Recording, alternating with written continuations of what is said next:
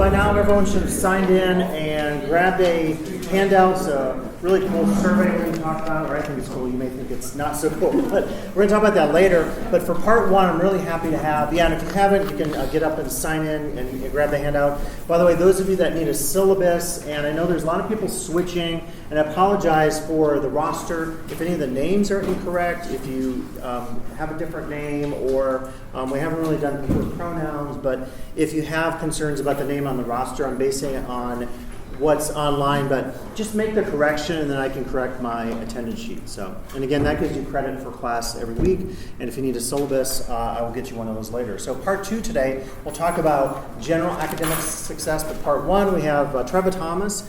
She's taught here, how many years? Like 19? Since, 2000 full-time. 2000 full-time part-time business, and she's also currently now our DE coordinator or director. I don't know what the official title is. It changes. Whatever they want to call it. But she's going to take us through sort of the step-by-step. How many of you, and I know a few of you watched my video from week one, but how many of you were able to log on and check out the site for a class? Okay, so it's a decent amount. So I asked Treva if she could just start at the beginning in case you haven't signed up yet, and this is your first ever, it could be your first ever Canvas class if you're a first year full-time student. But again, keep in mind we have 3 assignments that will be due on Canvas. So Treva will take you through that whole process, and then the second part will be about if you get stuck, and then some of your tips for success and that kind of stuff. So Pretty simple. Okay, great. Thanks for having me. So just quickly, how many of you, you kind of raised your hand about this particular course, but how many of you are taking an online class, fully online here at the college? Okay, keep your hand up if this is the first online class that does this include being a first-time online learner? Okay, so most of you who are taking your online, you're new to this platform. So as Scott mentioned, when Scott's class, when you have instructors, so when it's fully online, the learning management system we use is called Canvas. So it's our virtual classroom setting. You'll find all the materials, the presentations, submitting your homework, et cetera, et cetera. Then we have instructors like Scott in several more. Your math classes will be like this. Some of your bio classes, Scott Valentine for his courses. I'm sure I'm not remembering everyone, but they'll have a Canvas shell to kind of web enhance their course. So it cuts down on bringing homework assignments in and actually physically handing them into Scott. They'll be you'll turn them in online. So you'll take an online a quiz. Maybe you take it online outside of class to show that you've read materials, those kinds of things. So we use Canvas, our learning management system, in a different ways. Hopefully you'll find that those face-to-face classes that your grade book is in there. So you really kind of have a true sense of where how you're doing in the class. So when your instructor, as they're grading and posting those grades, if it's a Sunday night, you don't have class until Tuesday, you're wondering how you did on something, it's like, okay, good. I found out, or you're like, oh dang, I better go in and talk to my instructor about I need some extra help, I didn't do so well on that. So that's kind of the platform and why we're using it. So as you, when you're logging onto Canvas, you can always go to the ltcc.edu website. There have been times when the website was down, or Passport is down. So I do want to provide you with just kind of your if you want to jot this down, I would if I was you. Structure, long URL. So we can always log on using here on the homepage of ltcc.edu. I'll put that over here. So ltcc.edu. Go to Passport, login to Canvas login. So these are the 2 ways to log on. Okay? So if I use just the website, is this touch right? Yeah, Oh, there we go. You can use either keyboard. Oh, okay. So it's going to take your passport credentials. So you'll need to know that. If you're not sure what they are, you can look those up. Even on the website, there's a help feature. You usually have to log on to Passport to register on WebReg anyway. So let me.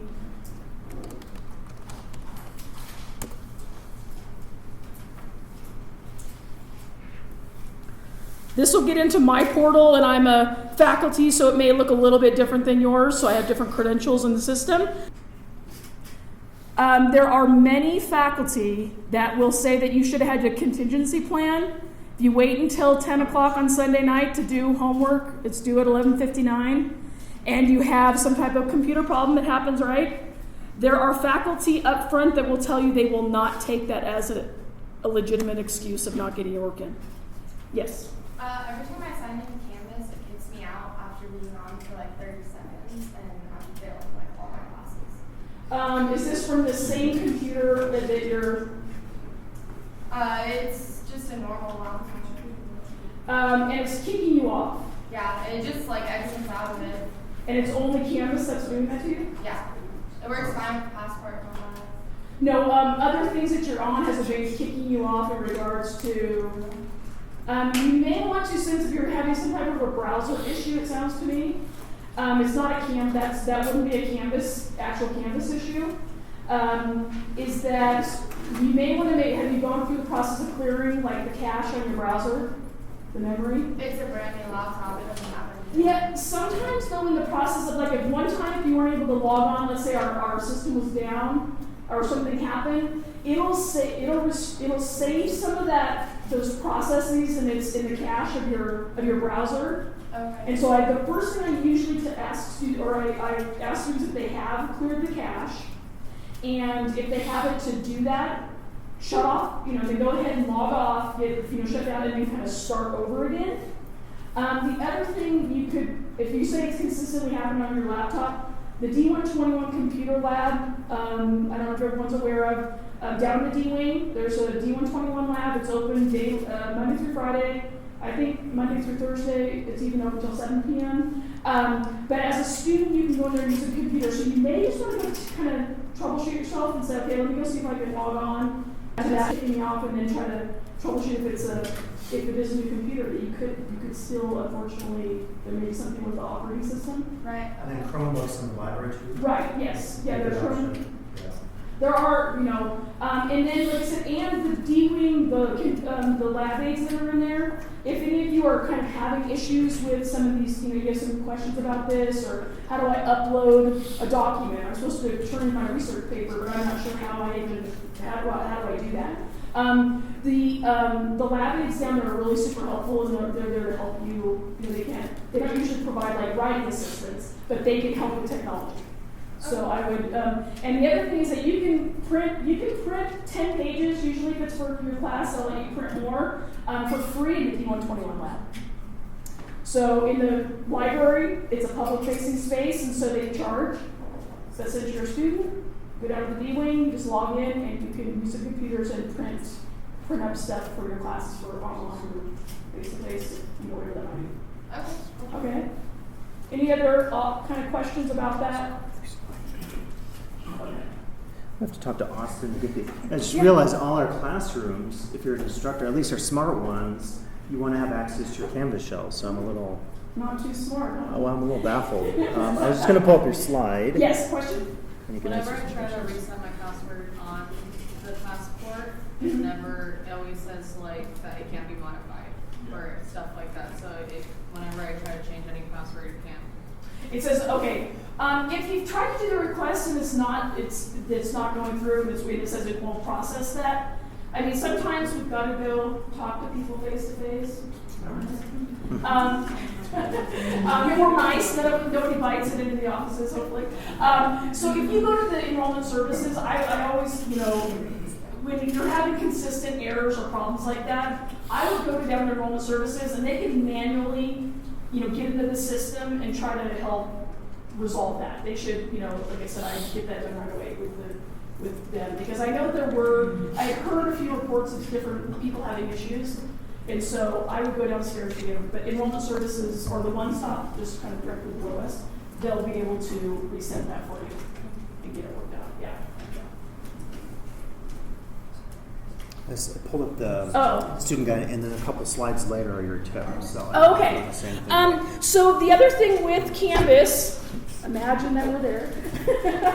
You're in your class, or you get to your dashboard, and also on your dashboard of Canvas right now, it's kind of a long message. It's at the top of the screen right now, but it talks about how to be successful. And there's a link to a student Canvas orientation. Okay, so you self-enroll. There's nothing else that goes along with it, just so that you can gain access to it. So you can self-enroll in the Canvas student orientation. This is kind of on my slides, but you can also self-enroll for something that's called Online Readiness, Quest for Online Success. And I always tell students that I'll get a student telling me, well, I can't take a face-to-face class because I don't have time. I don't have time to take face-to-face classes. And I say, okay, well, let's clarify that statement. Do you just need flexibility? Because then you can do your homework and go to class at 2 in the morning when you get off work, or you actually don't have the time in your day to commit to online. So there's a really good online readiness, that Quest for Online Success. It is being provided to us by the state system. And what's good about it, it kind of goes through some questions, some questions about you and your style. Like, I'm a really slow reader. I've always struggled with reading. It just took me for, if an online class is a lot of reading. So when I have to take an online class, I'm just ready to get, kicked in the rear. I know myself. I know that I'm going to have to read something more than once. Everything's written. I'm going to have to make sure I take good notes for myself, because that's how I learn. And so you just need to be aware of this online readiness allows you to kind of do some self-assessment in regards to, maybe where you have any deficiency. So maybe study skills. You're like, I just haven't. How do you study when you just have an ebook? How does this information always being, put on the screen? How do I get that information?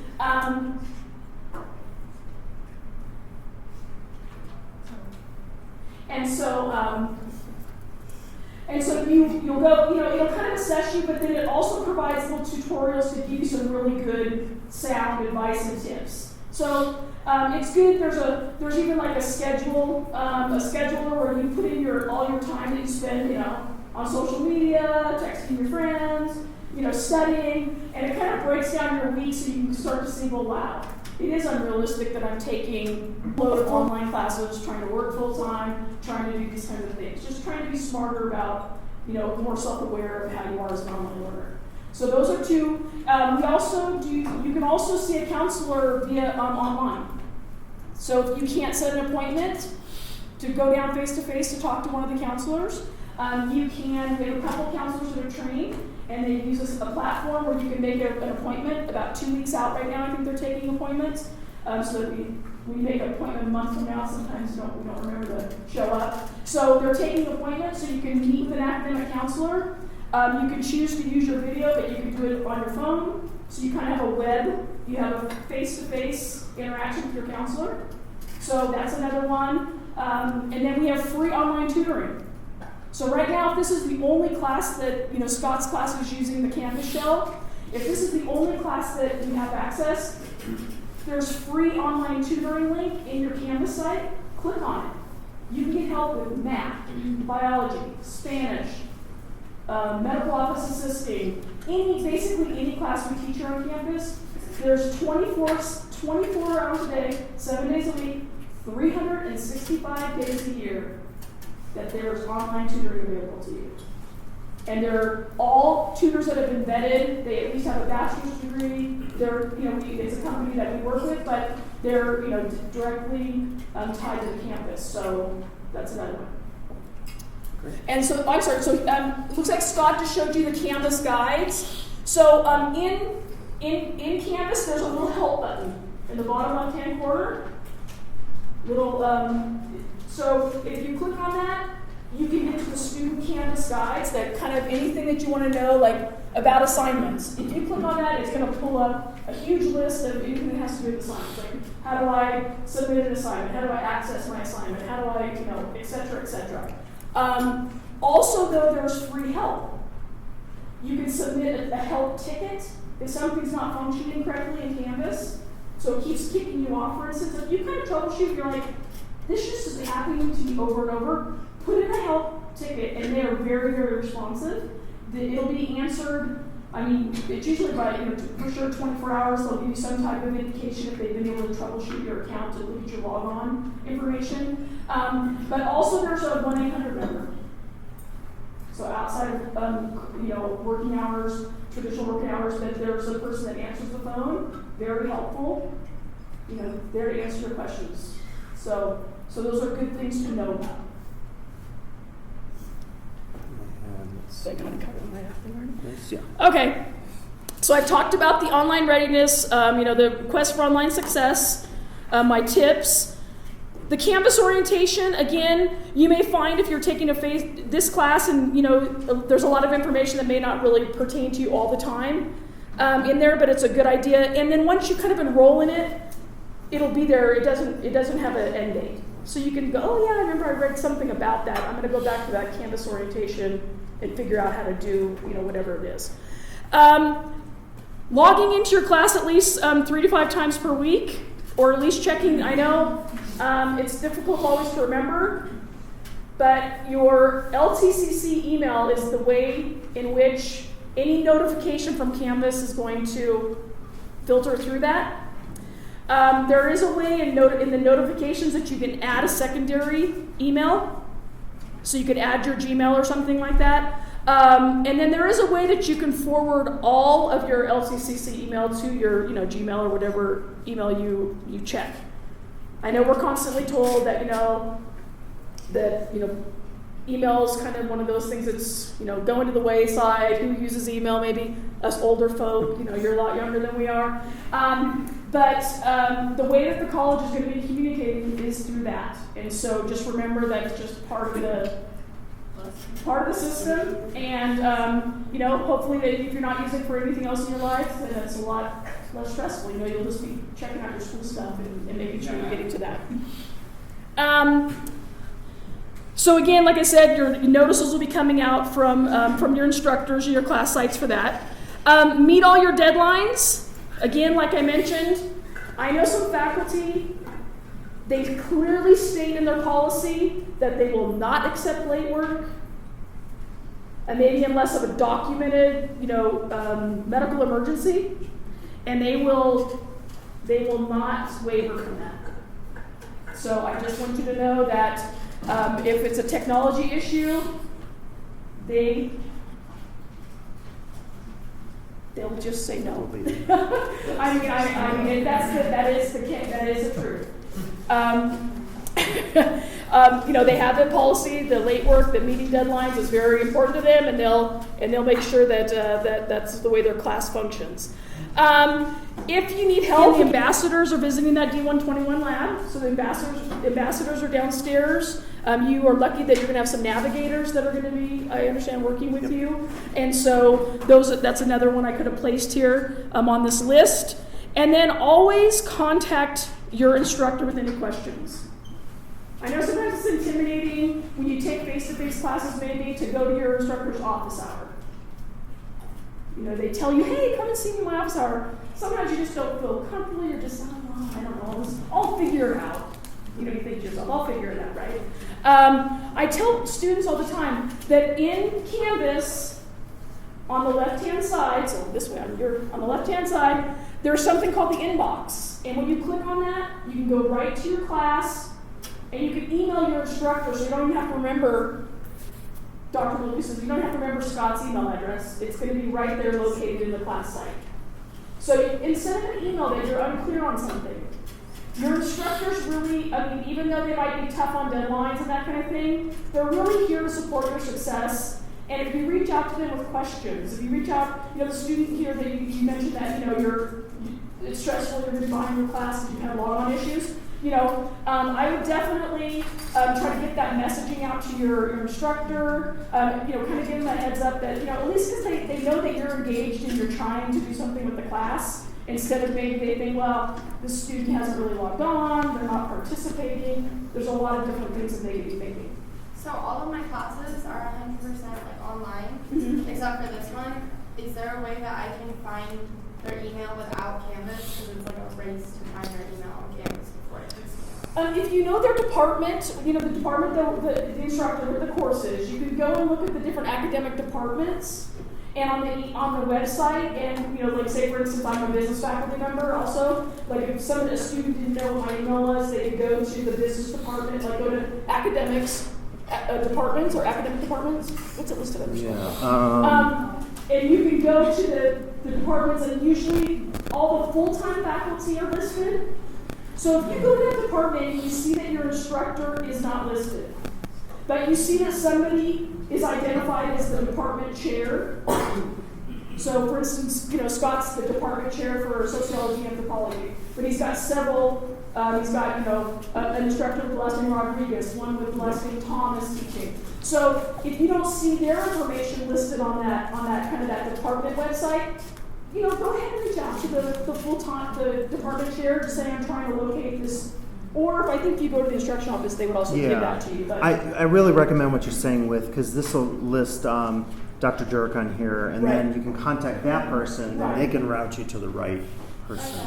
Right, so I'm trying to contact my instructor, and then always make sure that you include the instructor's name, Right. And then what class it is. So they make sure that you've got, because if all of a sudden you said, oh, I've got my instructor's last name's Thomas, and you list maybe the course it's not the correct course or something, then at least even too sometimes the full timer can kind of help make sure direct you in the right direction, that kind of thing. So the more information you can provide in that email, kind of who, what, when information in the email, that'll be super helpful to the person receiving it, so they can get back to you and give you the right info and not send you on another path of trying to figure out where you're at. So, are there any other questions? Anything? Okay. Oh, yes. Like for my business textbook, I need the access code to do the MyLab and mastering. Right now I'm on a free trial. I was wondering if the success code is going to provide the code for me if I need to buy one. So, my understanding is that when I was talking to... There's a possibility. So this is a good example. Remember you met Julie last week? Right. Julie Booth, the director. Go talk to her, or when you meet with Christy. Because what she said in the night class last week was that if you have other needs outside of that, $100 that we're covering, talk to us and we'll see what we can do. There might be some possibility. Right. I just was talking to Julie downstairs. We just ran into each other, just talking about OER, which is Open Education Resources. A lot of some of your classes that you don't have a book, like math now, Valentine, is that then we were talking about that exact thing. Since I'm in the business department, I was talking to her about business, and she definitely said something about that students just had a $100 voucher, and that some of their books, because of some of their courses, are more expensive. So I would definitely ask the question, because I know that that's good for 14 days. Yeah. So you want to make sure you get this, because if you don't then turn it into a permanent account, you'll lose access. What class is it? Oh, very sure. Okay. Oh. Yeah. Your colleague, yeah. Yeah, it's my colleague. He had a question. Yes. So I need to do the same thing. I need to buy a book online for my online class. So should I just do the trial first, the free trial, or should I? So it's one of the ones that has the Pearson, like a MyLab. Or is it like the ebook? It's an ebook, yeah. Okay, so for the ebook, again, it sounds like if you need access to these codes that you're needing, a lot of times an instructor will just have the ebook and then have you purchase that access code so that you get access to the site and those other materials, etc. And it's usually the reason they choose that is because it's less expensive for the students. It's $80. Yeah, compared to I would recommend, because this is another, I just thought of this, and if Julie and Christy here, I'd ask them, but we're still trying to work out the whole bookstore thing, and what I'm wondering is if you have to buy an ebook, how that's going to work versus, you go in there and buy a physical book. So you might want to go chat with either Julie or Christy to see how that's going to work at the bookstore. Has anyone tried that yet? Or have you been able to use your credit? Did it work? Yeah. It did. Yeah. Okay. Just bought. Yeah, they gave us an email that confirmed that email. Oh, Yeah. okay. Remember, see? I just. Huh. As much as you don't want to, Okay, so it works as for much as you don't want to check that email, there's some valuable information that comes via that. Okay, so let me just give a general tip for this. Since some of you at work, some you got an email, some didn't. Again, this is a good opportunity to text your peer navigator, talk to Julie, or connect with Christy. The bookstore thing, we're still, or I should say Julie is still trying to work out. And I know we're losing Trevor, our bookstore manager, so there could be some transition stuff happening. But the key is to be proactive and talk to someone now. Unfortunately, I don't know the system of the bookstore, and you don't know the system, but Christy, your navigator, or of course Julie, really connect with them, because I want to make sure that you get the books that you need, and that $100 is a lot of money. So. And that's probably one of the things of being a college student. It's Navigating, yeah. Navigating and learning how to be proactive. Yeah. I tell my students all the time that, yes, your employers may be looking for a credential to a certain degree, but your employers future employers also understand that it took some problem-solving skills, persistence. It takes a certain skill set to get through college and be successful. That if you're the first generation, like I was when I went to college, there wasn't like generations of family members that went to college and could tell me, hey, this is what you got to do on day one. You got to go do this and this and this. I mean, you're really fortunate to have this, kinds of these programs, and take advantage of them, because I just opened up this really thick college, catalog, and I started looking at it going, okay, I'm a business major. What classes? And luckily I was okay, but I never saw an academic counselor. I was part of like an EOPS program, so then I finally got financial aid because I was stressed out, I had to pay for college. So, you got to learn these skills, but employers also know that you're going to have those, because a lot of you may get a certain degree and then you don't, you end up working in totally different fields, but it's a skill set you're getting. So being proactive is definitely something you're going to want to get comfortable with. Yes? So I bought or rented for the quarter of both from the bookstore, but I paid out of pocket. Should my bookstore credit have accounted for that, or because it was for my second class? So there could, again, this is another question, there could be a possibility that maybe they'll do a refund and then allow you to repurchase it with your credit. Again, I don't know, since I'm not in charge of the bookstore system, I don't know what's set up. But this is another great question for either your peer navigator or Julie Booth. Yeah. Tomorrow, Yeah. or this afternoon, you have time. Because the earlier you can get in front of it, it's like, oh, okay, then, Yeah. I already saw Christy, so I should just go to the bookstore. Yeah. Okay, thank you. Okay. Let's see another hand up over. Yes. Yeah, I just want to say when I got it, I just said, I'm on the Promise program, and they brought this, binder of our names, and that's how they're, Well, binder. They're like They a said they were going to do it binder with all electronically. our Whoa. names. No, Old school. physical binder. No, it's No, I electronic. have my receipt. They just have a binder of all of them. Oh. Yeah, of course. No, I paid with my card. Yeah, Yeah. it was you paid for it, that it would demonstrate that you actually, money came out of your bank.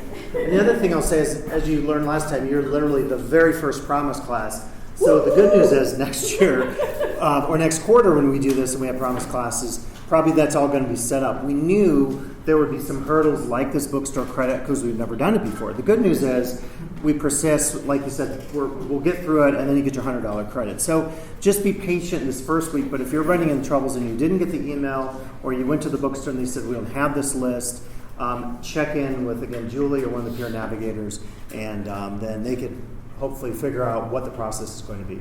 Because I haven't gotten an update since last week. So, were there other hands? Yeah. So I was on Passport. I forgot about this, but I was on Passport, and it said that I owe a ton of money. Is that supposed to show up, or? That's probably that might have been something to do with the Promise program. That I haven't heard of. It shows you, okay. It says that I have a ton of fees, and that if I don't pay them by or something? Okay, you know, for this one, I recommend going to the one stop in the student services. Meet with Danny or someone in the line and Amanda, and just ask them what's going on. They can look up your record. Yeah. I always tell students that if you're sitting there going in an online class, like this is odd. Like you try something a couple times and you're just like thinking to yourself, this is so illogical. You know, cause A is not causing, is not the result B here. That you need to start, like to say, this is, like I said, I tell all my students, that's when reach out to your instructor, because sometimes we make mistakes, obviously. And if a student will point that, oh, that instructions were telling me to turn in this or that, oh my gosh, thanks for telling me, so then I can get it fixed. You're sitting here kind of saying, I'm part of a promise program that I'm supposed to have my fees paid. You know what I'm saying? Right. Why are these fees showing up here? Like I said, that's when you're proactive. Go talk to the powers that be. Go to that. Try to find an office. Ask someone, because again, it's not a logical consequence or a result of what you're involved with here in college. So you can, a lot of times, it's not always a mistake on someone else's part. Sometimes you have to take ownership. But if that happens, then I would say it's better just to ask. My mom always says, if you don't ask, if someone can't tell you no, you'll go right there. I'm like, yeah, you're right. I'm gonna ask for that. So you just kind of have to do that, to become more aware of what the systems are here and that kind of thing. We're good? Okay. Questions? All right. Well, Treva, thank you for this. Thank you, Treva, for coming out today. Everyone who's coming in to the class, they're volunteering, so it's always extra work. And I'll see you tonight, Treva. I appreciate your insights. And if you go to online learning, my contact, there's right on online learning, it says if you have questions about enrolling, or there's a couple links there so you can get to the counseling department. But again, even if you feel like today there's something, I wish I would have asked her, I didn't feel, you can always email me. My email address is on there, and I can always point you in the right direction of where if I don't have an answer, I just won't make something up. Okay. Awesome. Thanks, All Treva. right, thanks. Okay. Okay, cool. So a couple housekeeping things, and then we'll go into kind of the next part, which is about academic success. So a couple of you, and I know there's been switching around again. I think everybody has a syllabus. If you don't, you could grab a copy today. We've been switching people from one class to the other. I think my night class actually is the one that is getting busy. But if you're still trying to switch a section, I'm assuming everyone wants to be in this section, Gesundheit. But if not, talk to me. Also, a few of you, with attendance, stuff going on with jobs. So again, we assume that if you take this class, that this is the time that you can meet from this time. So a couple of things, like if it's going to be a regular thing, I think I had mentioned last time about your work, then you want to talk to me outside of class, potentially in office hours. By the way, here are my office hours here. Wednesday, I have a doctor's appointment, but Monday, so after this class, maybe is a good time, 3:30 to 5, Tuesday 3 to 4, not this week, but every Wednesday 1 to 1:30, and then Thursday 11 to 12. So what I'd say is if you know you're going to have an attendance issue throughout the quarter, please come talk to me, because one option might be able to either switch sections or say, hey, do this in the winter section. Or I'd be willing on a case-by-case basis, if you're going to miss, I'd be willing to say, okay, let's talk about making it up via you have to attend more than 8 classes since you're not going to be at a full class. If you have to miss like 1 week, let's say you have to leave early, someone talk to me for work, then that's fine, okay? But I just don't want it to be a regular thing, because again, then we're setting up the expectation where it's like you take a math class, and believe me, this class is a non-academic class. It's pretty easy. You take a class with Wynn Walker, Larry Green, or a class with Michael in English, and it's pretty rigorous, right? And so you miss a test and you think, well, I'm going to skip out for work or whatever, and we get it. We know that you have to work and earn an income and all that kind of stuff. But as Trevor was getting at, there isn't always flexibility to do that, because if we make exceptions for one person, like in this class, it'd be making exceptions for close to 40 people, and then it's just really hard to manage and hard to deal with. So one-on-one, if you have situations like that, just be sure, add my office hours to your syllabus. Again, they were supposed to be on there. And then I think we'll be good on that. So just anything related to attendance.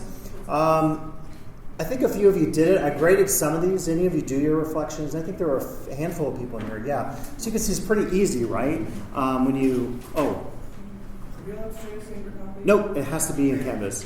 So yeah, what I recommend is take that, it's perfect. And you know what you can do is, Treva didn't mention it, but so if you use the Canvas app, a lot of times if I'm grading or if I'm doing a text, just because I'm not fast typing on this, you probably are faster, I will just like let it dictate for me. So you could actually take that and literally, speak it in if you want, and it'll dictate it for you, whatever. So yeah, it has to be in Canvas. And one of the reasons for that was we really wanted to pilot with this class a little bit of getting you immersed in Canvas and the LMS, the Learning Management System, because we know, and some of you actually have all online classes, so you're going to be pros at this, but this is your first exposure, and it's sort of like baby steps, because it's like we're just saying do these 3 assignments, and then you can also log in, and I will try to get the computers fixed. This is actually going to be a campus issue in our 3 smart classrooms, but I want to be able to show you, going into the shell, some of the resources available there, and I think a few of you said you watched my video from week 1. What I'll try to do as well is that if you missed the class, and I think there weren't as many as compared to my night class, but if you missed week 1 and you want to get credit for week 1, like you could just attend 8 classes if you want, as the syllabus says, to get that credit. If you want to watch the video, and you can watch part of the video, and maybe take a note on something that you learned in that video from the class, then come to one of my office hours, and let's say 15 minutes. We don't have to meet for an hour to get credit for the class, but then I'd be willing to give you credit for that class. But I'd want you to watch the video from the previous week. I'm always taping these, and then I try to put them up on my YouTube and then link that to the Canvas class, just so you can have that if you do miss the class. So, but any questions about that, just let me know. And yeah, the first reflection is due this week. I recommend you get it done. 50 words, was that a breeze to write? You can't believe how quick, you could write 50 words, right? It's really quick to do that. So if you're planning on doing that, and I would say everyone should strive to get the first one done out of the way, and then you only have 2 left. That is due this Friday at 5 p.m. As Treva said, it'll cut off at 5 precisely, so don't wait till, when you put that in, don't wait till 4:59 or whatever on Friday to do it. I have a question about your office Sure. hours. Is that always in here? Because I know some teachers like to go to the library. No, I'm sorry. It's actually in B101A is my office on campus. And that is, as you go downstairs, take a left, and it's like right past the elevator on the left. And it's next to the classroom B103. I don't think my name's on the door. They don't have name tags for some of the doors, but you'll see my schedule on there. So yeah. So for that we would do in my office. So as always, if you want to talk a little bit after class, I can't remember last week if there's another class coming in, but we might have to move outside in the hall if there is another class coming in. So yeah. Just turn that in by Friday, and then you'll be done with that. The second thing I want to mention is there is an optional career workshop.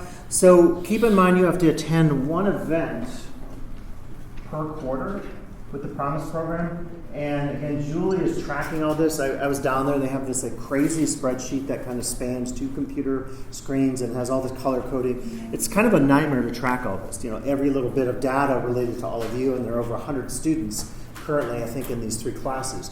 So you have to attend one event per quarter. If you attended Coyote Kickoff and you did a sign-in there, if you attended our Promise Training Day on campus, they actually had a check-in with the Coyote app. It's kind of cool. You just scan the QR code. If you did that, you're set. But if you didn't, this is one option. So we will, from time to time, have these big events, and we'll announce it as this will count for one of your Promise required mandatory events. So if you want to do that, again, this depends on your schedule. I think generally Tuesdays are college hour. I don't think we schedule too many, if any, classes. But it's going to be Tuesday, October 1st, 12 to 1 p.m. in D120. And it's talking about meta majors and careers. So keep that in mind if you want to do that. I also put this on the Canvas shell, so you don't have to write this down. You can just click on there, and as it says up at the top, this will count for your event requirement 1 per quarter. Okay? So maybe keep that in mind as well.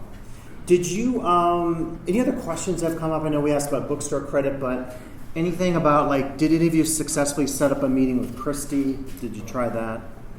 No, so just keep track of that. Again, is that a yes you did? Or? Yeah, I had it today. Oh, you had it today? Okay. And it was pretty smooth? It didn't last that long? Yeah. So. It was half hour. Okay, so yeah. And you seem fine, and you seem scarred from the experience. So it's not that bad. It's what I would say is get it done early, and I don't know if they're starting the clock, if it's 30 days from when you start, that's when the month starts, or if it's the month of September. So I would be sure to check on that because I haven't heard how they're planning to do that. But try to get that appointment with Christy made as well. And again, as issues come up about the program, stuff with fees or stuff like that, Julie is a really good point person because she's overseeing everything, whereas like I'm just seeing this little bit, which is this success class. Okay, good. So let me, a couple things we're going to do today related to what people, professors or faculty out there say about being successful in any of your academic classes. So we'll talk about the survey in a little bit. I gave you all that today. And then I want to play this if the video works. Let's see what happens here.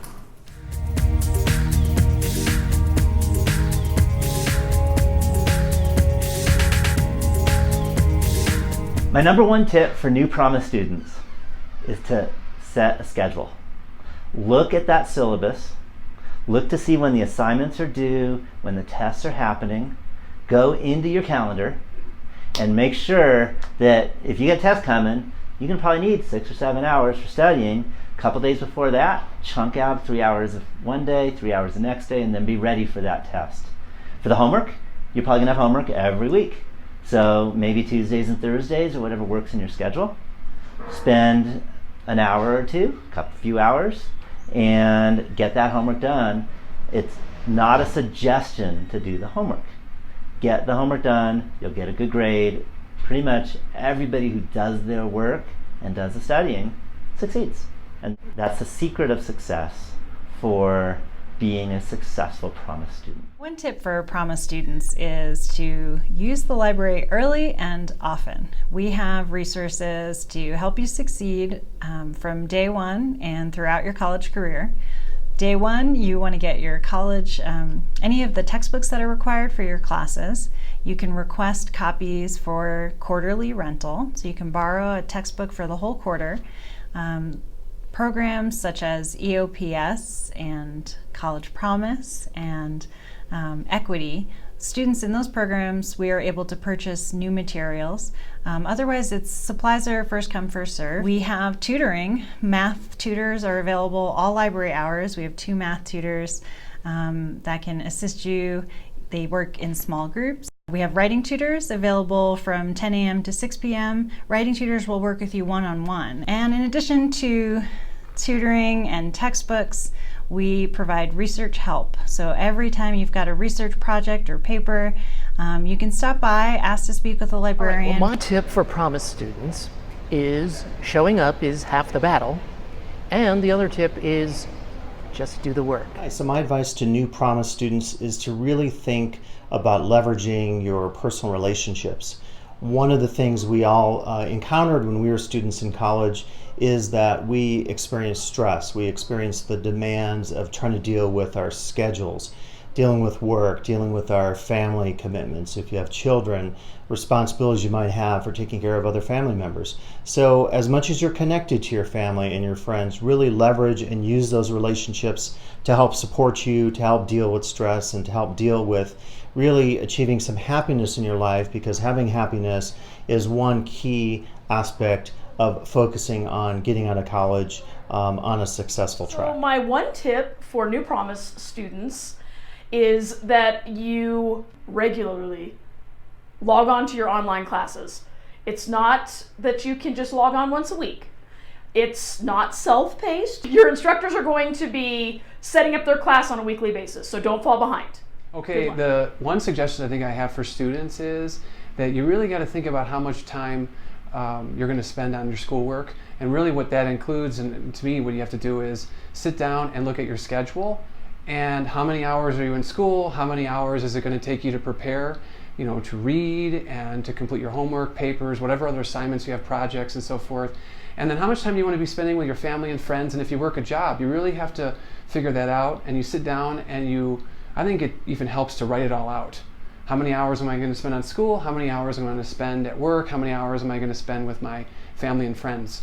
And then you have to make sure that once you develop a plan, because I'm a big planner, you should stick to it, because that's what I think is going to lead to your success. You have to be, I think, fairly rigid in sticking to the plan. I mean, there's always going to be life changes that occur, but ultimately I think that you got to stick to the plan. My tip for new Promise students is go to every class, even if you feel like you know the material, going to every class will make sure that you know exactly what the instructor's expectations are. So my advice for the new Promise students is have fun. Enjoy your time here at LTCC. Be organized, read your syllabus, get to know your professors, go to the office hours. I'm waiting for students to come to my office hours, but have fun. Enjoy the time that you have in the college. It's a great place to do new friends, learn from new people, and enjoy your time here. Have fun. I would say my best advice for new students, for any new college student, is to be proactive. Be engaged in what you're doing and what you're pursuing here at the college. Don't be passive about it. Visit the counseling office frequently. Communicate with your instructors often. And when things sometimes maybe cause some problems or you have some bumps in the road, please come and let one of us know. And always be on top of things, at least with your communication. That's my best advice. My advice to first-year students is to try everything and be as involved as you possibly can.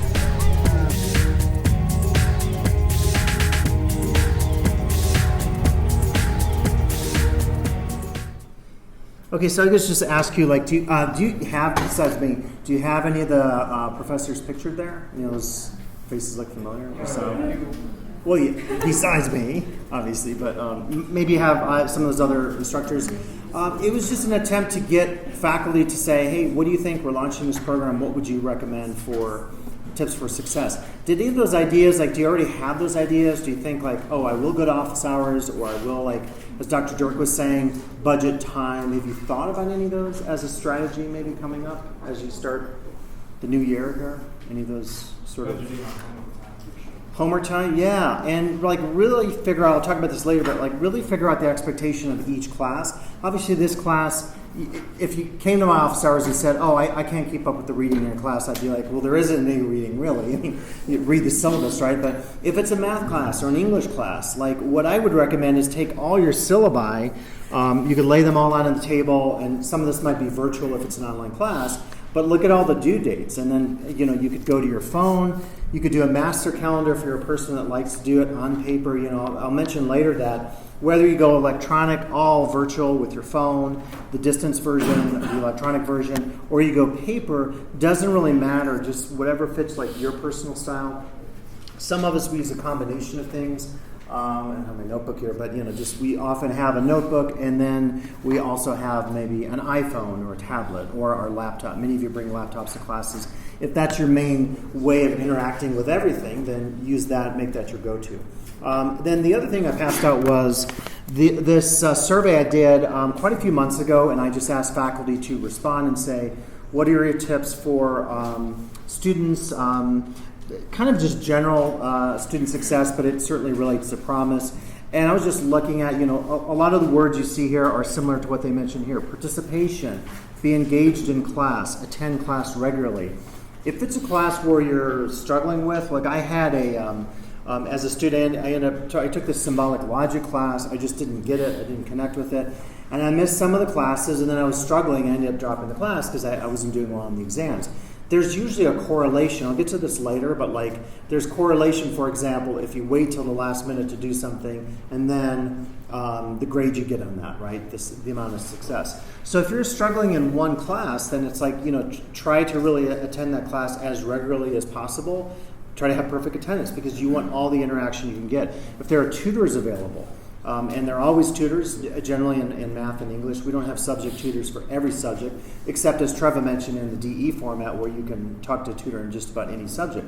But if you look at what's written on here, it sort of falls into, there's the practical stuff like know the due dates, and then there's the engagement stuff, participate, attend class, ask a question, come to office hours. Kata was saying, I want students to come to my office hours. So really, we often have vacant office hours. So it's a good opportunity to come in and talk to your instructor. You need that one-on-one help. You don't understand a particular math problem. Or you're taking sociology and you're like, I still cannot figure out what conflict theory means.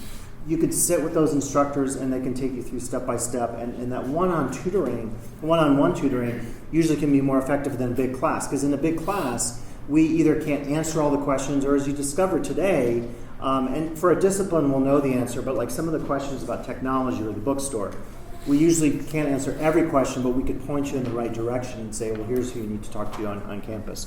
So you could just take a look at this. I also have it on our Canvas shell, but it is really about, like, I would say the practical stuff, knowing your due dates, attending class so you know what's happening. You often get tips for your exams when you attend class, and then the engagement thing, right? Even if you're not totally jazzed about a class, if you're like, I'm not a math major, but I have to take math, well, that's okay. You know, it's still a valuable skill. Or conversely, I'm not an English major, I don't like English, I don't like writing, but I have to take English. We have what's called general education, and we're trying to give you a wide range of skill sets so that you'll be well-rounded either in the workforce or going on to a four-year school or graduate school down the road or whatever. Having that wide range of curriculum and different disciplines is really beneficial. And sometimes we don't love all the classes that we're taking, but we realize there's a reason behind it.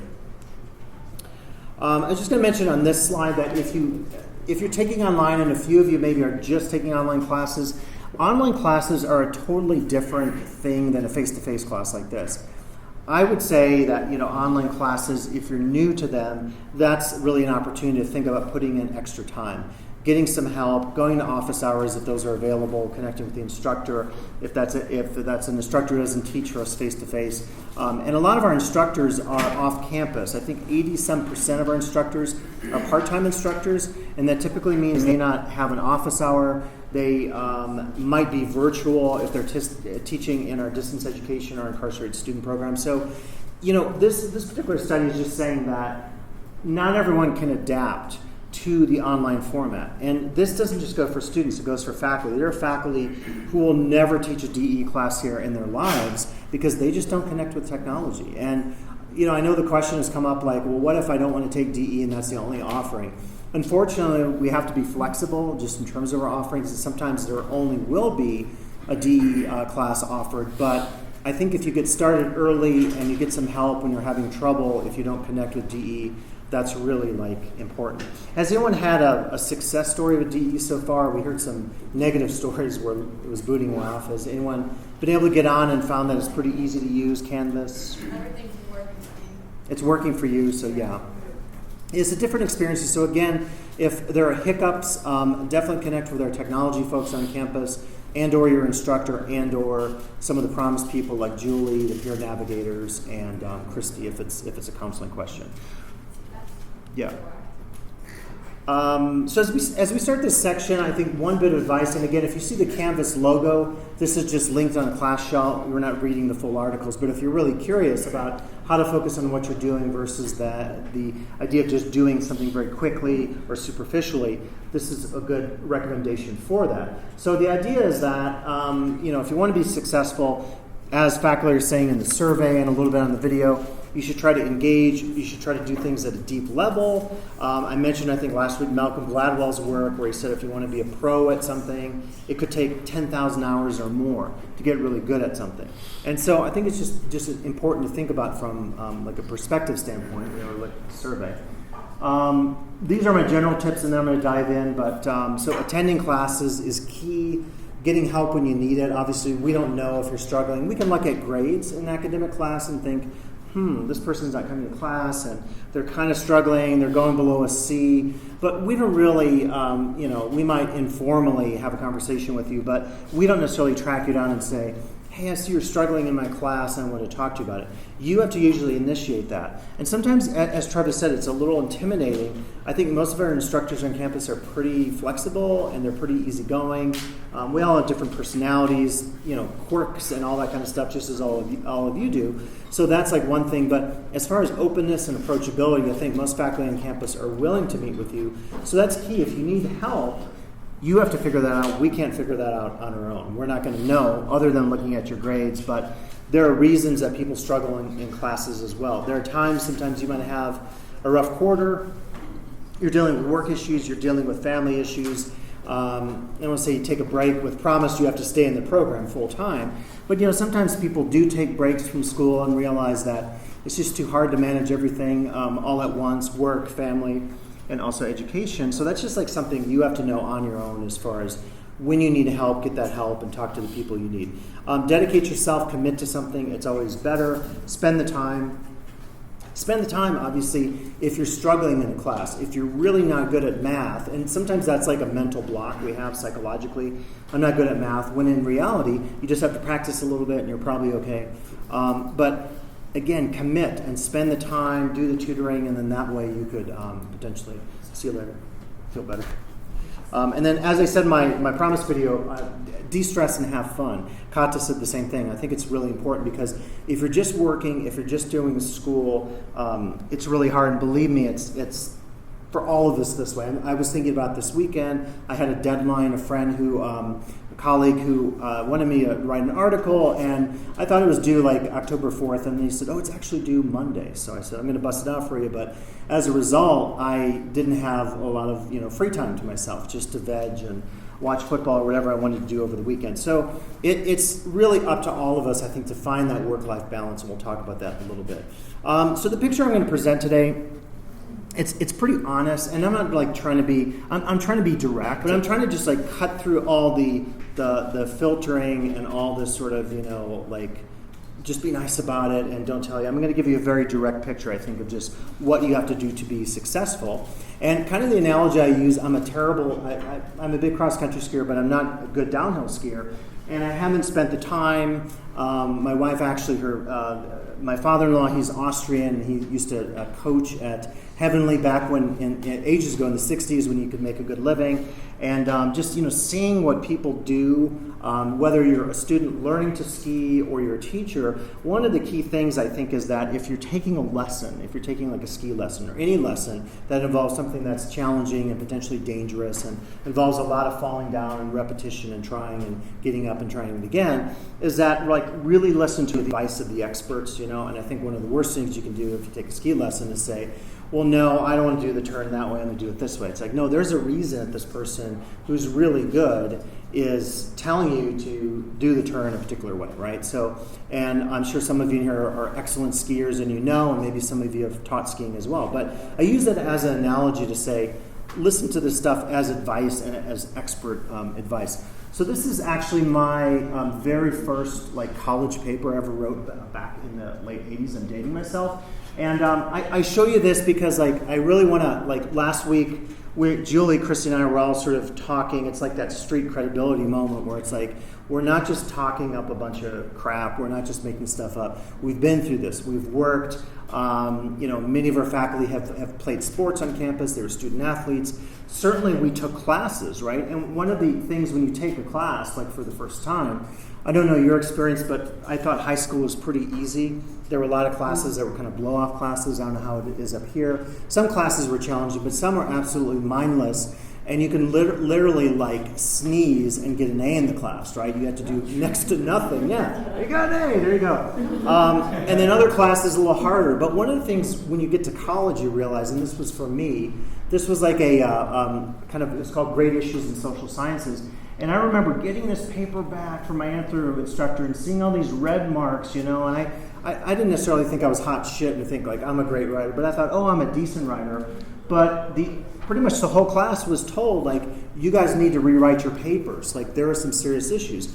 It can be really ego deflating when you first get that, right? You get this paper back, you think it's just going to be like in high school. And man, my high school teacher, and I'm not trying to, my wife is a former K-12 teacher, so I'm not trying to put down high school teachers. There are some excellent ones and bad ones. There are some excellent college teachers and bad ones. But in some cases, you would get a paper back maybe, from your high school, and there'd be no comments. Or you would have a smiley face and say good and A. And you're like, oh great, I'm a great writer. And then you get to college, you take your anthro, your social science class, and man, is it full of all these red marks, and he's correcting my grammar, and I'm not using words right, I should have looked it up, and there are all these comments here, and I have to do a rewrite. And I did do a rewrite, and I think I got a decent grade in this class, like an A- or something, but it was kind of, hey, listen up.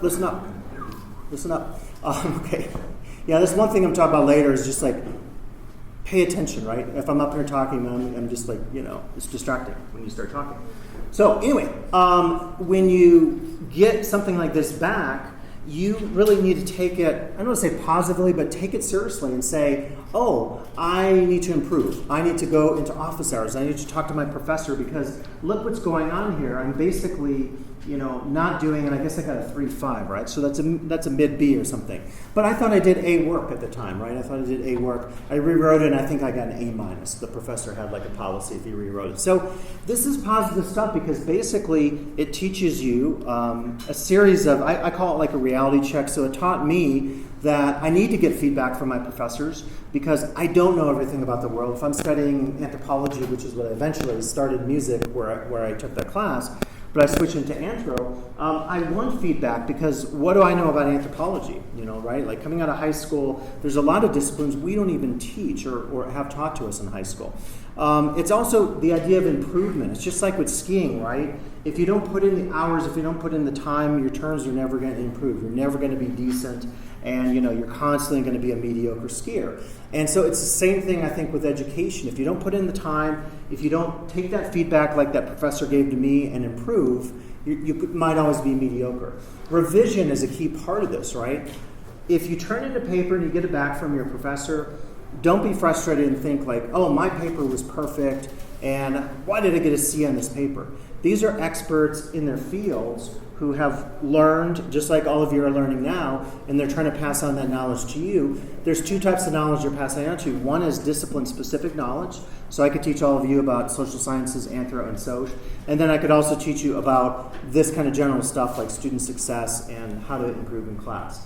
And then practice, right? Practice is a key thing. If you're any of you in here are musicians, like with skiing or sports, you have to practice time and time again to get better at whatever instrument or voice or whatever it is you're trying to master. So I see it as a positive form of reality check. Now let's get into some specifics here, going through each of the stages of learning. So one is reading, and this is about textbooks. And there are some studies out there, and again, I've linked a lot of this to the class page, that if you just Google, and this could be K-12, but it's still relevant for all of us, it talks about some strategies, like before you read, how you should go through your book, preview the chapter headings and subheadings. One technique I learned, I don't have a book in front of me, but in my PhD program, one of my advisors said what he does, because he was this prolific guy, he was always writing books, and we're like, man, how does George find the time to read? And one day he told us, I don't read all the books. And I'm not giving you this advice. You should read your text. But what he would do as a strategy, because he had to do so many reviews and synthesize so many different texts, he would actually look at the table of contents and the index. The index often has big bolded headings and then sub indices or entries under that. And then the table of contents has the main headings of the chapter. It's a good place to start. Start with that preview stage. And as you're reflecting and going through, I'm not going to go through all this, they're talking about if you're having trouble here, look up keywords. I do this all the time. It's not just because if you have advanced degrees, I will look up words in the dictionary. I'll look up the meaning, right? I'll do it on my phone. I could ask, Siri, I could ask, what's the meaning of whatever word, and it's going to pop up. Do that. It's not embarrassing to do that. If you don't understand it, look up the words. And then always think about strategies. If you don't understand something, you could read it out loud. I do that a lot. If I'm preparing a paper that I'm going to either read or a paper that I'm going to publish, I read it out loud. The reason for that is if you read it out loud, you're going to catch mistakes. And granted, when you're reading a textbook, it's someone else's words, but for a strategy for your own writing down the road, it's also a good way to think about it. We don't do enough of that reading out loud because I think everything is on a screen these days, and often someone like Siri will read something for us, right? Like you could be in the car, hopefully if you're parked and not driving, and you could ask Siri to dictate a text message. Well, I think a little bit because of that, we're less inclined ourselves to actually read out loud. So it might be just a good idea to think about for the future to be successful. So strategies for reading your textbook. Taking notes is another key thing. If you think about just, I think this is a link to this is a link for success for college students, tips for taking notes. It's pretty lengthy and extensive, but there are strategies here that allow you shortcuts, if you will, for thinking about how to organize your thoughts or thinking about the notes that you want to take from your textbook or from class. As you can see here in the example, you could get quite artistic. You could have little side columns. You could do different colors. You could use sticky notes. It's kind of up to you. There are different strategies. Again, if you have highlighting system that you use. I've been in classes where some students are really particular, and they have a technique, right? It's like they only use the pink highlighting for a certain type of maybe vocabulary word, and the yellow highlighting is more for comprehension and bigger picture issues. Develop your own system because it really does help. Some of these are pretty artistic. I couldn't be that neat with my writing. If you have a skill, if you want to do something artistic in a really nice notebook, it could be another way to increase your comprehension and also to give you a sense of ownership to say, wow, I really care about my class and I want to put a lot of time into taking notes. Some of you might do it all electronically. Maybe you type in class with your laptops, or you make some notes in your notebook and then you go home. What I would do as a student is I would go back to the dorm and try to then type out some of my notes just so it was in my head, right? So I could remember what the professor said in that class. I had a lot of classes as an undergrad student that were, there was stuff in the textbook, but the textbook never related to what the professor was lecturing on. And I struggled often because I was like, well, how am I going to understand what I need to know for the exams and so forth? And it wasn't that easy in this one. It was an archaeology class in particular. But that was the professor's style. So what I tried to do was I took really detailed notes. I would review the textbook, and then I would meet and have study groups with my friends in the dorm or off campus if we weren't all living in the dorms, because sometimes 2 minds or 3 minds are better than one when it comes to hey, did you understand what this was? And, is this going to be on the exam, that kind of stuff. Sometimes coming together and having that conversation as a group, I think, can be really effective for studying. So you can look at some of this. There are styles out there and techniques. Whatever works for you, develop your own style, but have a technique, have an approach. If you don't take notes, and again, in a class like this, it's not probably a big note-taking class, but in one of your bigger classes where you're expected to perform on exams or write papers, your time in class is your opportunity to take what the professor is saying and translate that to the page, to your own notes.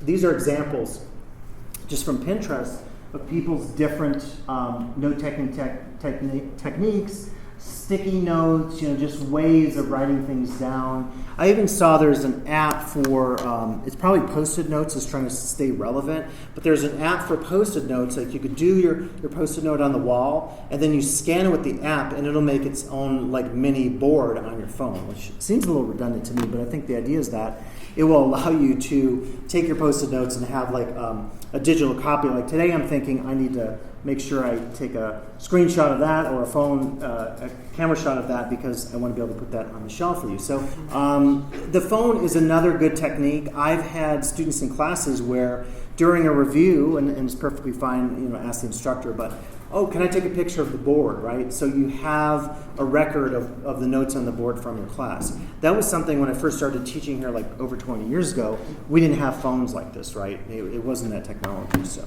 do you have any techniques that you recommend for note-taking that you use that might be successful in your own lives as a student? I know that I'm on a computer a lot, so I like to type a lot of important things. Yeah. Yeah, and this is what I'll say to you, there is no right or wrong way to do this, just have a system. If you're 100%, a lot of you have laptops, that's great. Do the laptop, that works for you. I would say not quite half the class, third of the class has laptops. Your phone, I love the phone for a lot of things. I use it for lists. I can't tell you, I have this app called Google Keep. I'm constantly using that for my grocery list because I don't want to have a paper thing, so I go to Trader Joe's and I have my list of stuff.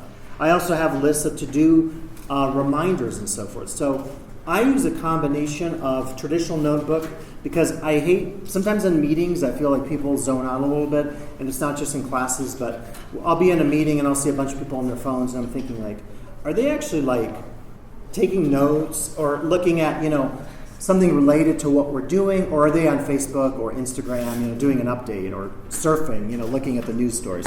But that's up to you. If you want to be electronic or you want to be paper-based or a combination, perfectly fine, I think. So however you want to do that.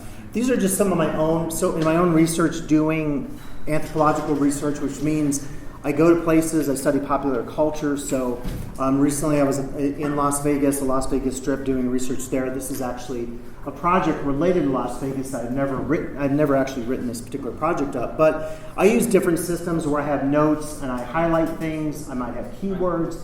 I then will translate that into bigger keywords. These are chapter headings for a book. And then I even have pictures that for me are like key ways of organizing the research. So I find that I'm constantly going from one form to another to another. Then I bring in cards. I lay stuff out on a table.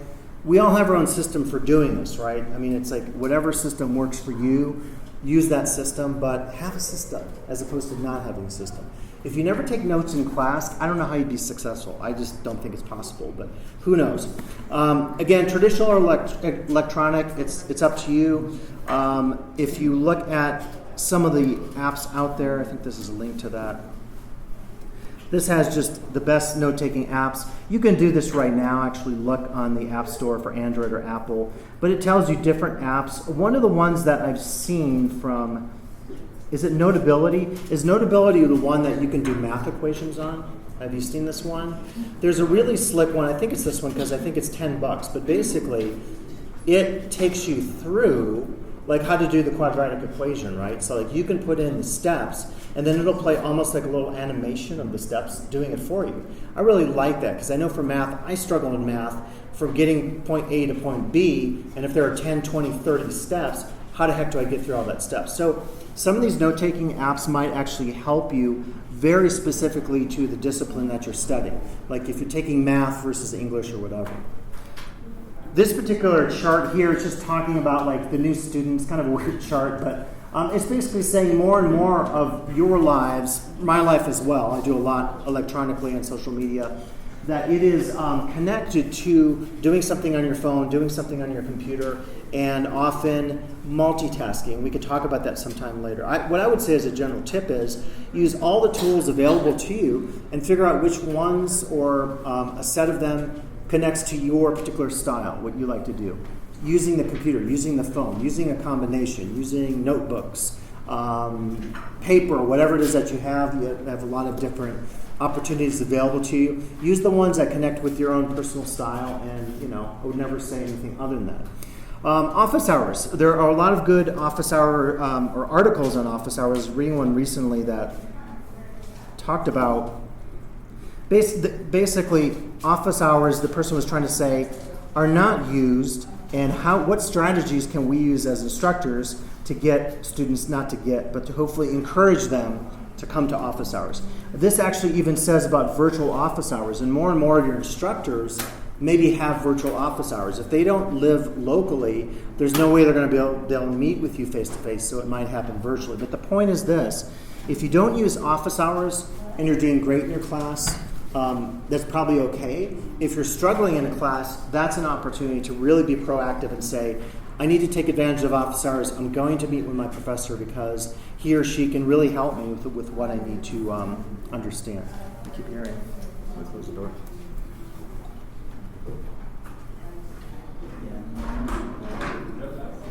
So maybe you actually attend office hours yet or plan to? Not yet. But do you think you will? Yeah. And what for math? And that's the thing, right? Math is one of those subjects where it's the fear. Everyone has fear. Easy at the beginning, then it gets really hard. And let me just say, I remember taking a math class. It was like literally 400 students at a Big Ten university, Indiana University. And we had a TA, and I just have to say, I had some good TAs and bad TAs. I was a TA in my graduate programs as well. But, feel lucky that you can sit down with Larry or Wynn or Bruce or Helen or your other Steve Richardson, your math teachers, because at some really big schools, you don't have office hours with the professor teaching it because they have TAs, and then sometimes the TAs aren't able to really answer the questions because the TAs aren't the ones writing the exams or doing the problems for class. So definitely take advantage of... the basic tip is use office hours to your advantage because that's where you can really get the one-on-one help that you can't get necessarily in big class. Okay, please go to where I want it to go.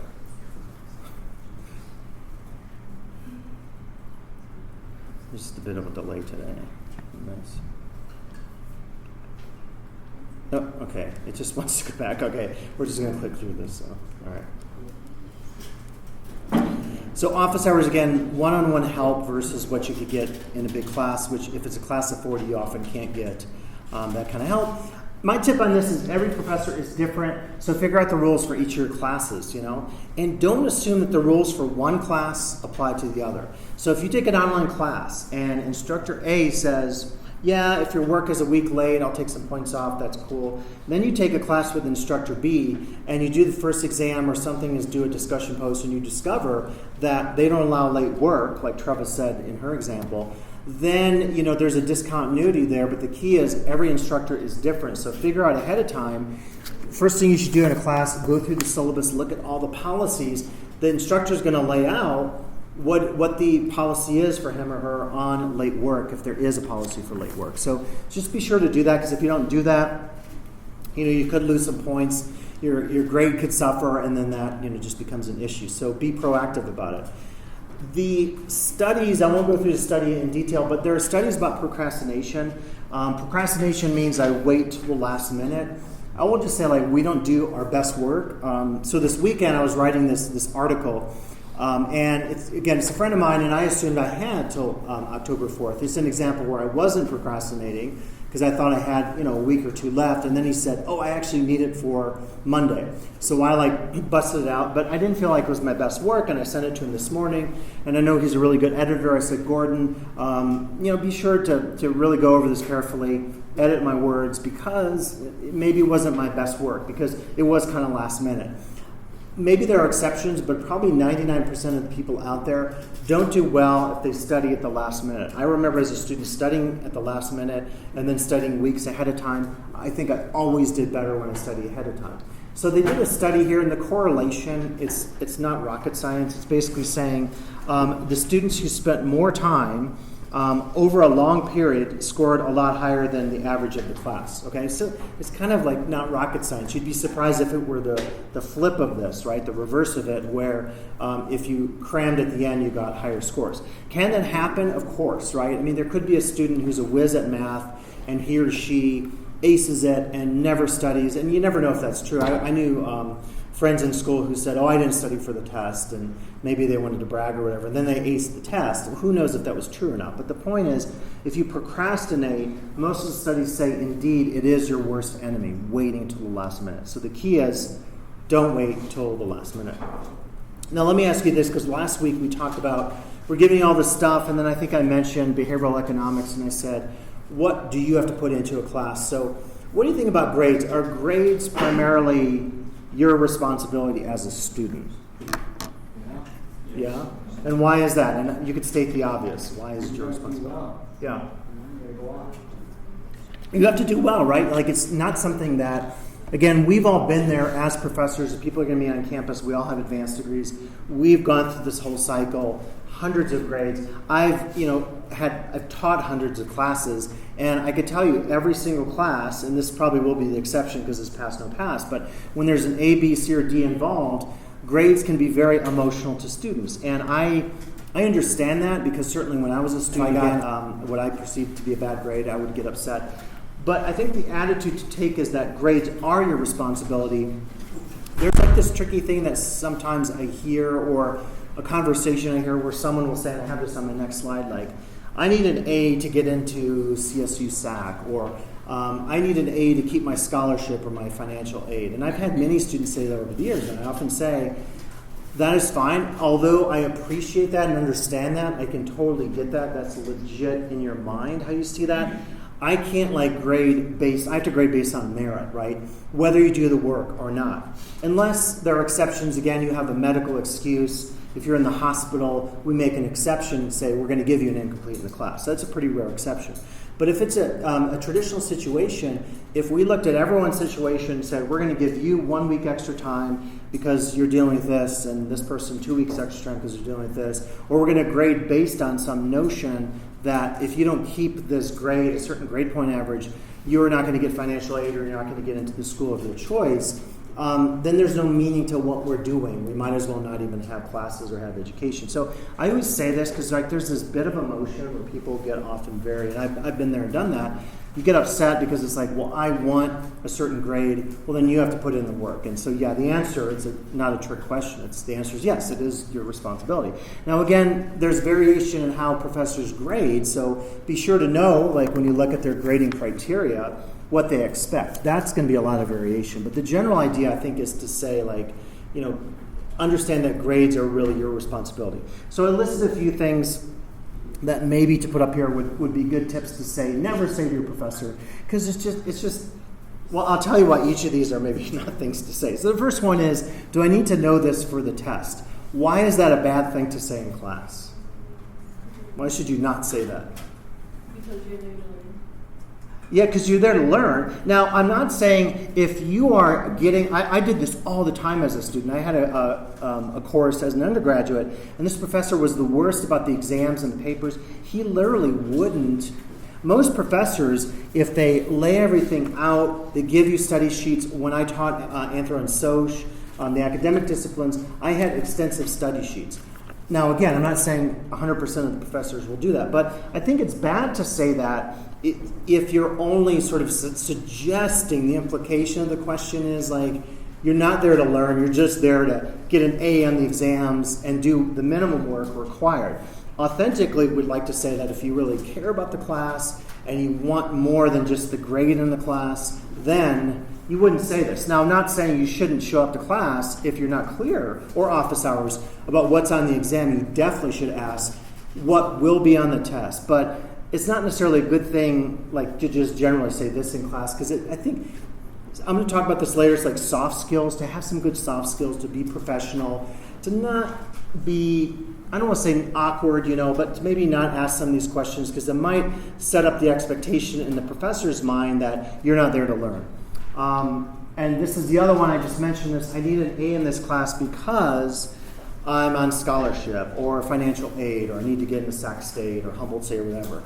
That's fine. Know your own goals and expectations, but you shouldn't necessarily say that in class or ask that, because the professor is not going to be able to adjust your grade based on a need that you have to get into a certain school. We're like based on merit. Merit means you put in the work, you hopefully get the grade that you're looking for. If you don't, you improve and so forth.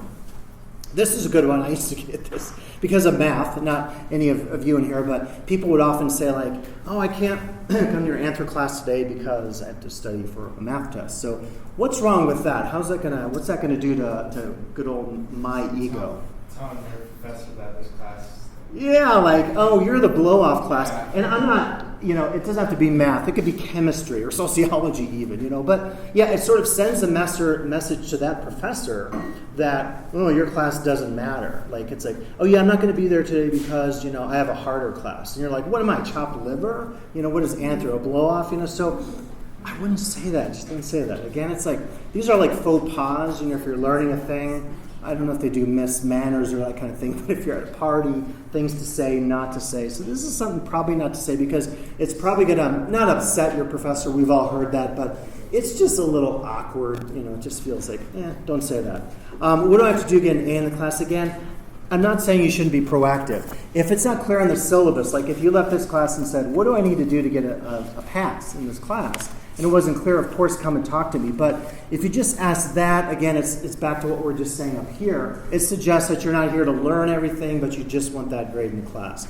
And then this is the classic, I forgot the quiz was today. Why is that a bad thing to say in class? It's on the syllabus. But all that, yeah. You probably didn't study. That's going to be a problem, right? And then it's on the syllabus. Again, put it on your calendar. Deadlines, dates, and stuff. Julie called it last week adulting, which I think is kind of a funny word, but adulting is like, you have commitments. And I often say, use your examples from work, right? I don't know what you did in high school. I worked all the way through most of high school and all the way through college. And whether I was working for a painting company or a construction company or a plastic factory, all the odd jobs I did when I was younger, it's like it didn't fly too well. Like if you missed, maybe you were late one time or you forgot you had to work on a certain day. The second time you got a warning, the third time you're probably terminated, you're fired. I used to work in the theme park industry, and I was a trainer for Six Flags Park in Texas.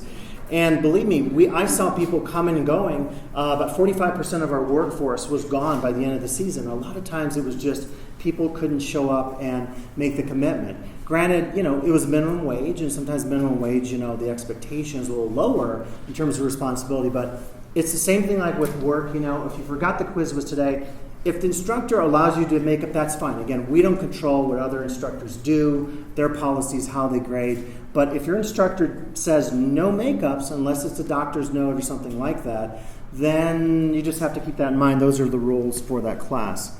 So it's sort of saying here, and again, I'm not trying to be disrespectful, but I'm trying to just say be professional, be mature, be respectful. It's kind of like, I see a lot of these skills that we're talking about today to be not just applicable to your classes, but your future job interviews, current job interviews, getting into graduate school. Getting into graduate school, we can have conversations if you want sometime. Just track me down. You have to write a statement of purpose. You have to turn in your resume. You have to really show and present yourself, not just dressing up, but the language that you use, making sure that you act appropriately and professionally. And I say this not to be offensive, but I'm saying if you can't do it authentically, like if you're in a class and you're constantly doing whatever, and that doesn't seem professional to the instructor, learn how to act the part. It's what we call in sociology dramaturgy, or acting. It's like if you work actually in the theme park industry, or those of you, if you work in service, there's the front and the backstage. And Irving Goffman, the famous sociologist, talked about this. So when I train people at Six Flags, I would say okay, when you're in your uniform, you have to be dressed appropriately. Your shirt has to be buttoned up. You have to have the right socks. Your hair has to be correct. And then you have a certain level of professionalism. You can't curse in your uniform. You can't eat in your uniform. You have to eat in the backstage. That whole front and backstage dynamic that some of you maybe know from the service industry, I think it's very applicable to what we're doing here. How you present yourself in class, how you present yourself in office hours. I'm not saying you have to come in and be all stuffy and formal, because we are pretty informal. There are professors that teach in flip-flops. That's certainly fine. But there's a certain, I think, level of professionalism that you develop over time, and it gets you ahead quicker than if you don't do some of those things. And again, I'm not saying to be fake, but if you look at social media, if you look at a lot of the famous celebrities on Instagram and YouTube, a lot of what they're doing is acting, right? And we could say some of that is shallow, but another side of that is there's a reason they have so many followers. They're charismatic. They know how to present themselves on film. They know just how to act and what to say. So some of that we can learn, and certainly I would say it's what we call soft skills, right? The interviewing skills, the skills to be able to go in and have a conversation, to negotiate something, to get your way, to convince someone of something. So these are skills I think that are very important. These are some values and behaviors I would suggest for approaching education. Some of this is maybe repetition. One of these is to avoid shortcuts, and I'm actually not saying, I have Quizlet up here. Some of you may have used Quizlet in high school. A lot of students use it. It's actually not terrible. Quizlet can be okay. My issue with Quizlet is only in one circumstance, and that is you have your anthropology test, because this would happen with people, and they would get, what we try to do when we write exams is we try to keep really current and write new exams every quarter. It's hard to keep up. We can't always write exams every quarter. So what happens is you take your study sheet, right? We've all done this maybe, and it does require a little bit of work, but you maybe create a Quizlet study set for future students, and then future students, in a sense, could have the exact questions that are given in the exam or something like that. That's fine. I get it. You can certainly do that, but that's a shortcut. You're not really learning authentically your anthropology or your math or whatever study that you're taking on if you're just using a shorthand. I'm not saying you shouldn't go to the glossary or look at your keywords or your highlighting, but I'm saying don't use the shortcuts out there they're not cheating per se, but they're shortcuts. They just are to be avoided because they don't allow you really to get the comprehension. As Dr. Dirk said in his video, a lot of the faculty, I think, would tell you, number one tip is think about time and planning and time management. Just because you get older and get a job doesn't mean this ever goes away. I think about time management on a daily basis, and my typical sensibility about it is I don't have enough time to do everything, and I'm not very good about saying no to people. So my advice to you is, again, come up with a system. You can try some of these. There are like little role-playing game versions of this where you can like get badges or awards if you accomplish, your tasks and maybe avoid like social media or whatever. There's even like this app called Forest. It looks kind of cool. It avoids procrastination, and the idea is that you blacklist websites you want to avoid, and you plant a seed, and it eventually grows into a tree if you accomplish whatever goal it is that you're setting out. And then the idea is if you go to the website, that's your blacklisted website, like you lose or whatever. It goes back to the seedling state. So some of these might be hokey, I don't know, but the point is, think about achieving a work-life balance, whatever that is. If it's charting something out, keeping a calendar, using your phone, saying no to people. And you sometimes can't say no to like situations at work or school. You can't go up to your instructor and say, well, I'm not going to come to class or I'm not going to do the work. And we're going to say, well, you can, but you're going to get an F or a D. That's your choice. You're adults. But a lot of times you can't say that. So the solution, I think, is to figure out how to effectively balance your work and life. This person is doing some sort of meditation. Meditation might work for you, or some spiritual practice. Setting aside your own time, doing the odds and ends, prioritizing things. We all have to do this. Many of you probably already do this with work. If education is kind of new in the sense of college education, again, it's different than high school because there's a little more. It's less structured than high school was because you're not going from a set time. As a result of that, then you might have to find a way to use a tool that works for you, some kind of productivity app.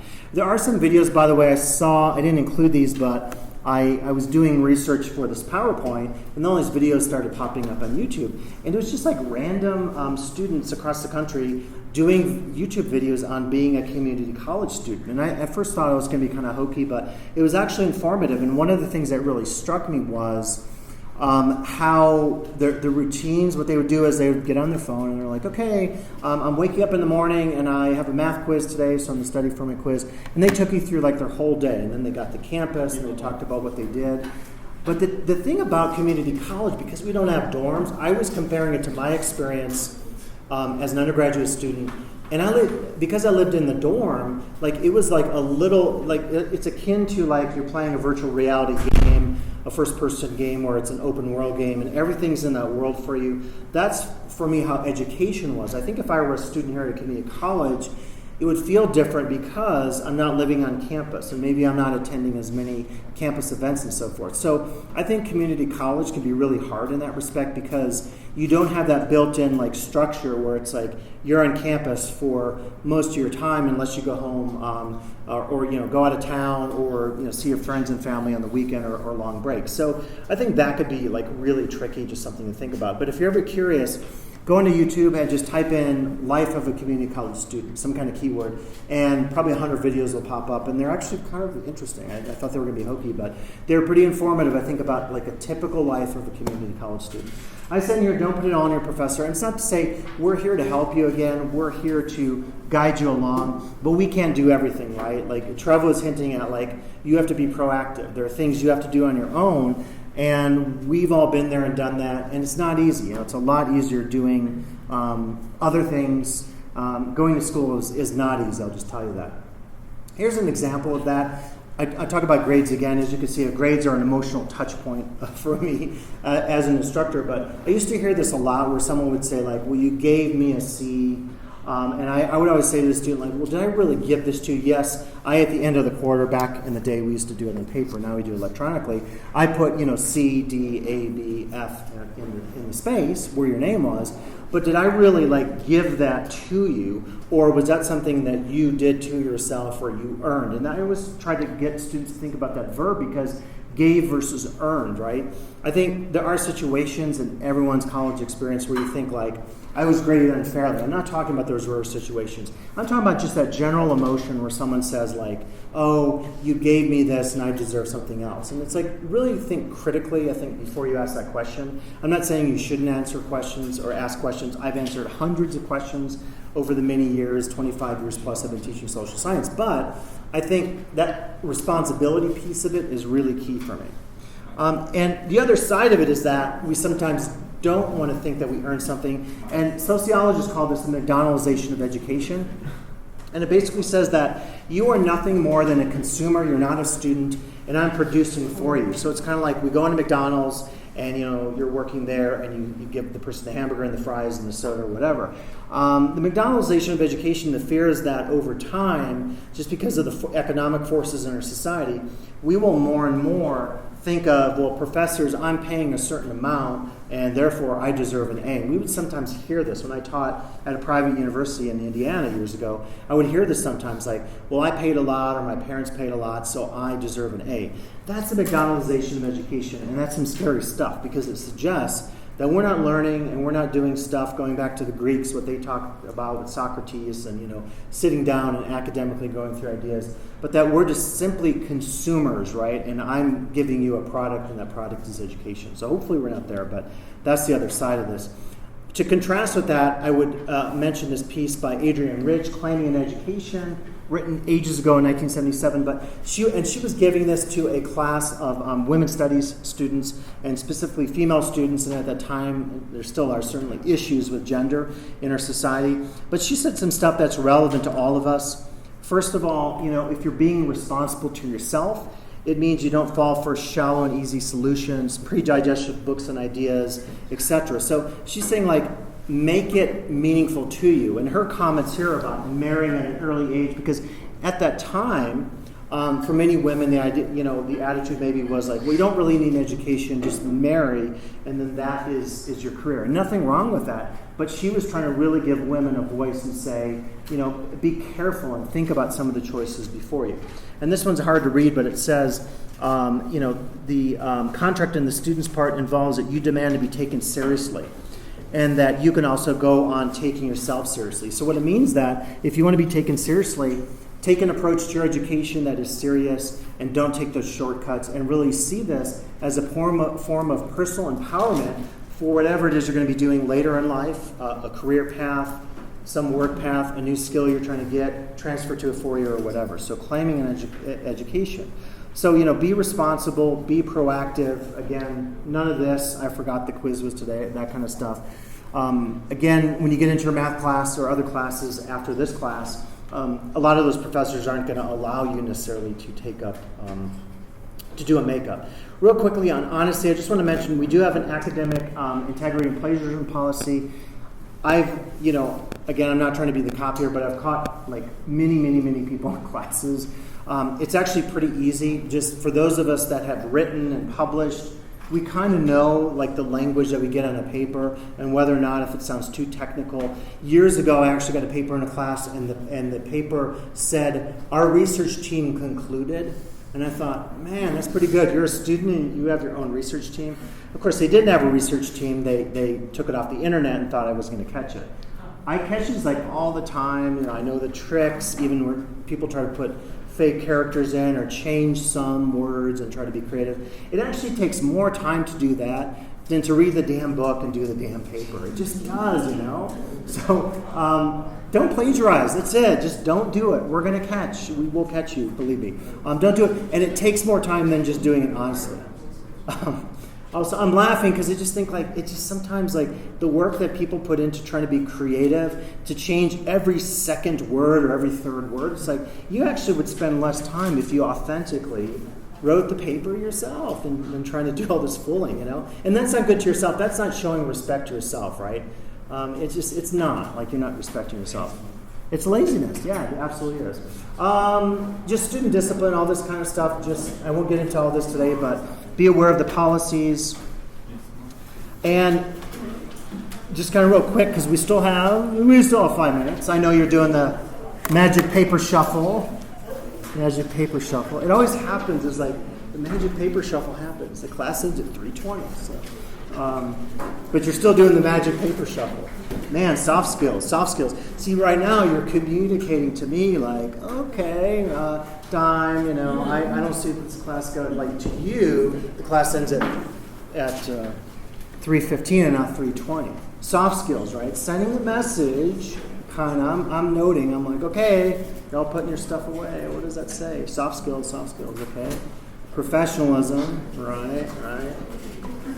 It's going to sink in. Tonight, you're going to be sleeping in bed and be oh, I shouldn't have put my stuff away, because I was sending a message. He was talking about soft skills and connecting that to what he was talking about. It's sending the message that I think class should end 5 minutes early. So, it's going to connect tonight? Yes, it's going to connect. Okay.